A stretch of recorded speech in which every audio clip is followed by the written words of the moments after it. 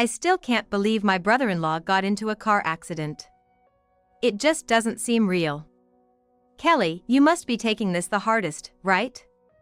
I'll be there for you for the rest of your life, so please cheer up. My brother, Tom, passed away 13 days ago. Just as my husband, Andrew, said, it was because of a car accident. Without parents, my brother was like a parent to me. This was known by Andrew and our relatives, so they gathered today, understanding how I felt. Hearing Andrew's kind words, the relatives around us nodded in agreement. Amidst this, I said to my husband, Andrew, can you say the same after seeing this? As I said that, I handed him a letter. Andrew looked puzzled, as if he had no idea about the letter. None of the relatives knew what the letter was about either, sharing the same puzzled look as Andrew.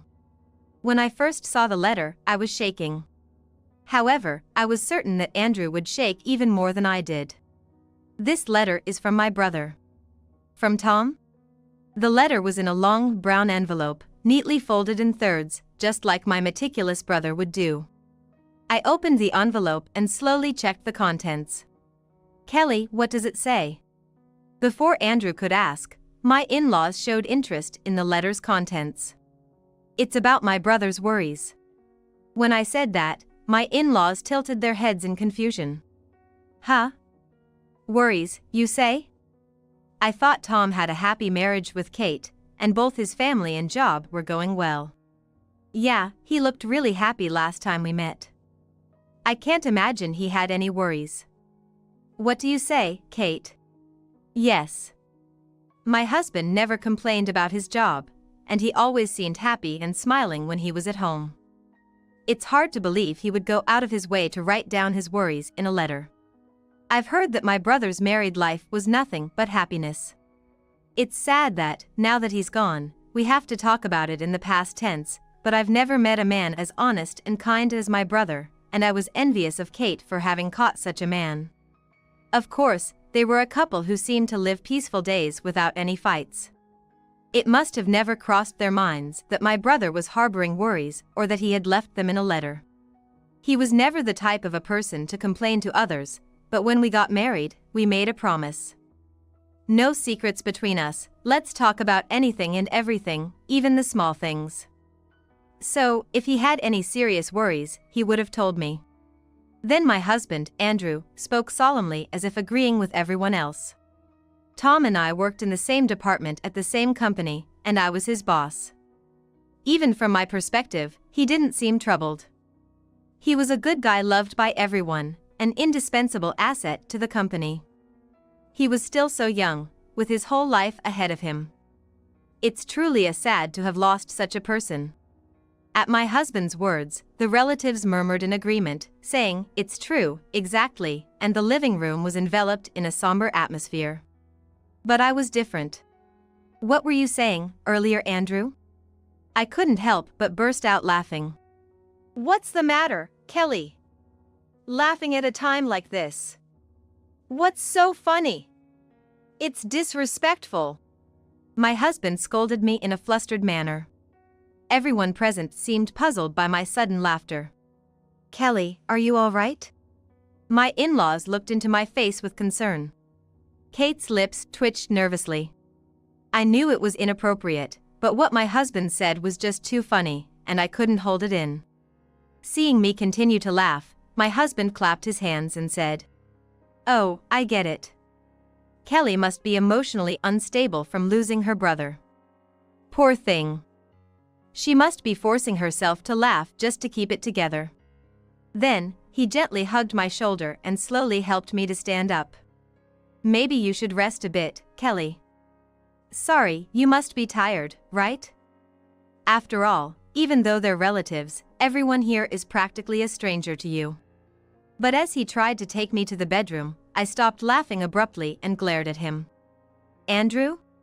He looked at me with a puzzled face. "I'm not going to let you kick me out as the troublemaker so easily." "What? What's gotten into Kelly?" My sudden shifts from laughing to anger had my husband and the relatives looking at me with worried eyes. "No, really, you're acting a bit strange. The funeral just ended, you must be exhausted." You should lie down," Andrew said with a forced smile as he grabbed my arm. But as he tried to take me back to the bedroom again, I forcefully shook off his hand. "Don't touch me! Hey, Kelly! Cut it out!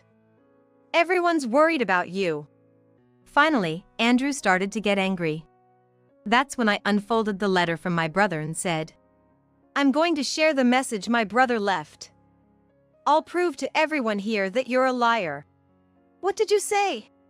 Andrew's face changed color. It seemed he sensed something. "Wait, let me see that," he said, trying to snatch the letter from me. But I dodged his hand and began to read the letter in front of the relatives. At first, the relatives were half exasperated, half worried, wondering if I was all right. But soon everyone's face changed to a perplexed look. By the time Kelly reads this letter, I might no longer be in this world. Yes, my brother had anticipated his own death when he left this letter. I remember getting goosebumps the first time I read my brother's letter. It was as if he had predicted his own death, and I was so scared, I couldn't stand it. And the continuation of the letter was even more intense. "You might not believe this, but I am being threatened by your husband. If anything happens to me, please protect Kate." The relatives looked at each other. Suddenly, the harsh word threatened was mentioned. And that my husband was the one threatening him, something nobody could have anticipated. Wait a minute. What do you mean by threatened? Andrew, did you do something to Tom? My father-in-law quickly questioned, and my husband, in a flustered manner, vigorously shook his head. "No way, I would never do something like that. Tom and I had a good relationship both personally and professionally. We were close enough to go out drinking together. Threatening him is absolutely out of the question. That letter is a bunch of lies." Then, saying "Give that to me, Kelly," he reached out to snatch my brother's letter. But I held it close so he couldn't take it. "Damn it!" My husband clicked his tongue and glared at me with resentment. "If you say anything else, I won't agree to it." He pressured me with his eyes like that. As if I care. "I'm going to expose everything here," I muttered to myself and then continued reading the letter. Kelly's husband, using his position as a supervisor, harassed me at work. He is truly a cowardly person. To ensure his wrongdoings wouldn't be discovered by the company, he used Kate and Kelly as leverage, making it impossible for me to argue back. He threatened me, saying if I defied him, your wife and sister wouldn't be safe. "Kelly, please be very careful. If possible, you should divorce him as soon as you can." At this point, my father-in-law interjected. I know Tom wasn't the kind of person to lie, but this is hard to believe. Andrew, you've been getting better evaluations at work since you started working with Tom, right? It seems like you two were also close outside of work, so it's hard to imagine there was any problem between you two. The relatives seemed to share my father-in-law's view, all frowning and looking at me with suspicion. They must think the letter is a fake or just a story I made up. "Kelly, do you have any proof that Tom wrote that letter? If you can't prove it was his handwriting, I don't think we can conclude it's his. For all we know, someone could have written it as a prank."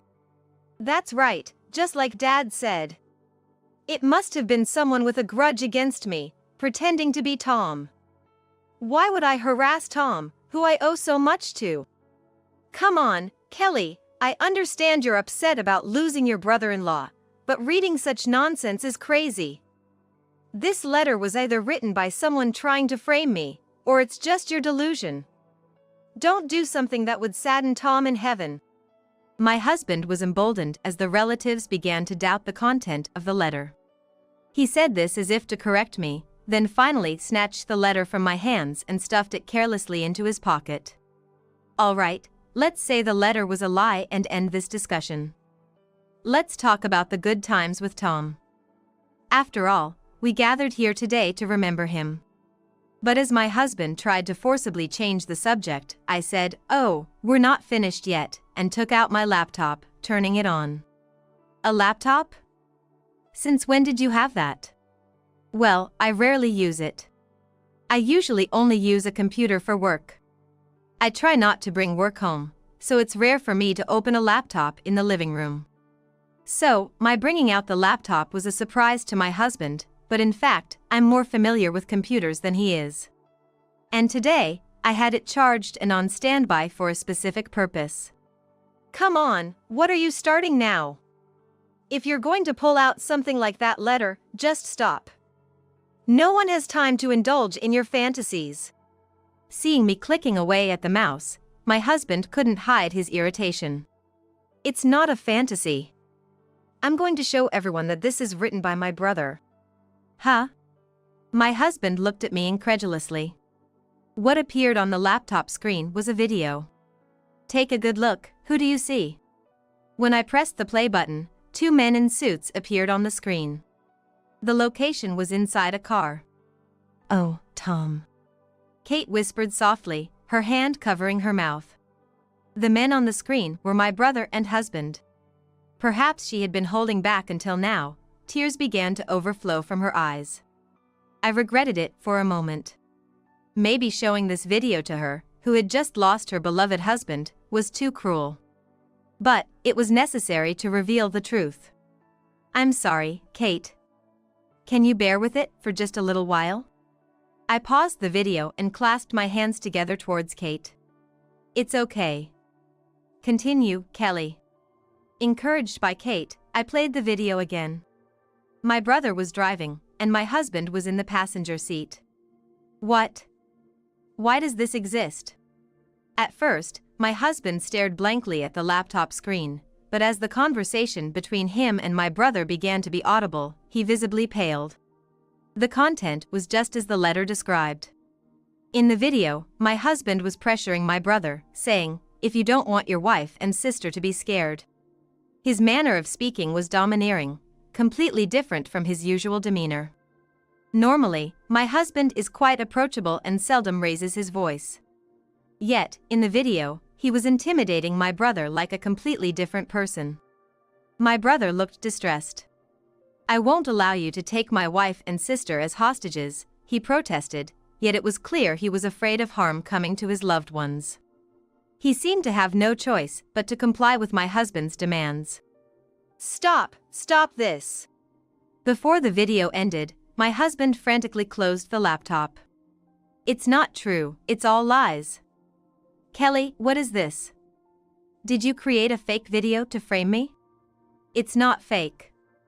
You can see for yourself, right? You and Tom were always out on sales visits together, weren't you?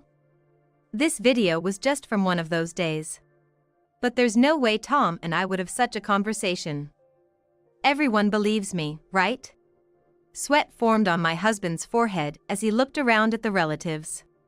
But it was too late. Too bad for you. You have no allies here anymore. I said dismissively. Then I asked the relatives, clearly, that was Andrew and Tom in the video, wasn't it? Hesitantly, they all nodded. A letter might be fake, but there's no doubting video evidence. My father-in-law's face was beet red, as if he was about to explode with anger. Yet, he still seemed to want to believe in his son. He asked me calmly. Kelly, where exactly did you get that video? From my brother. From Tom? Are you saying he recorded it himself? Did you receive it directly from Tom while he was still alive? No, I didn't receive it directly from him. All I got was the combination to a locker. A locker? Yes. In a locker at the station my brother specified, there was both the letter and the video data. This video was recorded by a surveillance camera my brother installed in his car. It seems he wanted to show me Andrew's true nature and, in case something happened, to have evidence. Looking at my husband, he seemed quite flustered. Unable to make excuses, his face was pale, and his eyes darted around nervously. No wonder. He had been unaware of the surveillance camera, threatening my brother and spewing abuse. And now, knowing my husband's true nature, the relatives were in an uproar. Andrew, why did you do this? What was your reason for threatening Tom? That's terrible. What did Tom ever do to you? Explain yourself properly. My in-laws and Kate pressed my husband for answers. Especially Kate, who had lost the husband she loved. It was natural for her to be angry at Andrew for threatening Tom. I had no choice but to do this. My husband sighed deeply, as if resigned, and began to talk about my brother. I was surprised when Tom joined the company midway through his career. Despite being my brother-in-law, he became one of my subordinates. So, at first, it was awkward, and I even wished one of us would be transferred. But that feeling quickly vanished. Working with him, my performance at the company improved. We were praised by our boss as a great duo. Tom and I would go out for drinks after work and firmly shook hands, promising to keep up the good work. But in reality, it was mostly thanks to him. Without Tom, I was nothing. Realizing this, he gradually became an obstacle to me. That's why I started to shift my work mistakes onto him and harass him. That's awful. To think you improved thanks to Tom and then treated him like that. Kate lunged at my husband. Trembling, my husband continued. I did it knowing the company would find out. I didn't care if my own reputation suffered. That's how much I hated Tom. The nerve. To think you were on good terms, and yet you did things that made Tom hate you. Kate spat out angrily. She looked like she was about to slap my husband. Tom never blamed me, he said, and Kate let go of him. Why? After you did such terrible things to him, Tom didn't even complain to his superiors? Far from blaming me, Tom took the responsibility upon himself and covered for me. That hurt my pride even more, and I ended up harassing him even further. Pride? You really are selfish. I know. But every time Tom covered for me, I was reminded of my own incompetence and felt miserable. So, I pushed him into a corner until it was almost too late, and the company was about to find out, and then my husband trailed off, and I picked up where he left off. So, my brother finally noticed something was wrong and protested. You used Kate and me as a shield because you were afraid Tom would tell the company the truth, right? I had no choice. If I lost my job, you would be in trouble too, right? I'm appalled. I sighed deeply. Tom had always been kind to those around him and strict with himself since we were kids. And he never blamed anyone else, no matter the situation. Thinking about how he must have blamed himself and struggled with the harassment from my husband, it hurt. Knowing Tom's gentle nature, my husband repeated the harassment. I was seething inside. My in-laws seemed to feel the same way, showing their anger towards my husband. How could you? After all the help you got from Tom, you repay him with betrayal. I'm so disappointed in you. You're not just unfit to be a boss, but unfit as a person. My in-laws had believed in the trust and partnership between my husband and Tom, both as work partners and brothers-in-law. Yet, my husband exploited Tom and, when his wrongdoings were about to be exposed, used threats as his last resort. They must have felt betrayed. I really am sorry. It started as just a bit of harassment, but nobody stopped me, and I just couldn't control myself anymore. Saying this, my husband collapsed to his knees. And then deeply bowed to everyone. Despite our past conflicts, my respect for Tom hasn't changed. I'm remorseful now, please forgive me. I beg of you. He apologized desperately, bowing repeatedly to each relative. Moved by his actions, Kate and the other relatives' expressions softened slightly, but my anger was far from subsiding. Because I knew there was more my husband was hiding. Hey Andrew, can you look up at me for a moment? Kelly. Thinking I would forgive him, my husband looked at me with pleading eyes. Is there something else you haven't told us? Huh? The cause of Tom's car accident was you, wasn't it? What? My husband froze with his mouth open. He probably thought that apologizing for the harassment would settle everything. But he was sorely mistaken. The real condemnation was just beginning. Kelly, what do you mean by that? Kate's face twisted again. Actually, Tom's car accident was orchestrated by Andrew. He tampered with the car to cause the accident. What did you say? I thought it was strange that Tom would have an accident. As you know, Kate, Tom's driving was too cautious. It was unthinkable for him to speed and crash. Indeed, that's true. So, I reviewed the surveillance footage again. And there it was, Andrew crawling on the car floor, tampering with the brakes. How could you? Kate was speechless and glared at my husband. My in-laws and the other relatives looked at him with piercing gazes. Why do you think Tom went through the trouble of leaving the letter and video data in a station locker? Indeed, if they were brothers, he could have just handed it directly. Why would Tom use a locker? Andrew had been monitoring me. I had discovered that he had placed surveillance cameras in my room. Earlier, Andrew said he couldn't help himself, but that was a lie. His actions were premeditated. He intended to eliminate Tom from the start. Tom used the station locker to prevent Andrew from finding out. If I had kept it at home, there was a risk Andrew would take it. While I was speaking, my husband remained silent, perhaps anticipating the grim future that awaited him. He soon began to tremble. On the other hand, the relatives' anger had reached its peak. The fact that my husband had pretended to care about me losing my brother and his apologies about not being able to stop himself were all acts. It was only natural for them to be furious. You've really shown your true colors, Andrew. I'm utterly disappointed in you. We will never forgive you. We're taking you to the police right now. Surrounded by relatives, my husband backed away. Kelly, please help me. Anything but the police. I beg you. Despite him clinging to me with tearful eyes, I snorted and pushed him away. People like you deserve to face the consequences. But we're married, aren't we? Don't joke with me. I'm filing for divorce. Kelly, don't abandon me. As he pleaded desperately, the icy stares of the relatives bore into him. Subsequently, my husband was arrested by the police. Naturally, he lost his job and was disowned by my in-laws, making his return to society after release a daunting task. My in-laws regretted not noticing the change in my husband, and Kate regretted not seeing the change in her husband. They apologized to me, but I had regrets too. Being his sister, I didn't notice my brother's distress until it was too late. If only I had detected the signs of my brother's troubles earlier and stopped my husband's rampage, perhaps my brother would still be alive today, a thought that brought tears to my eyes.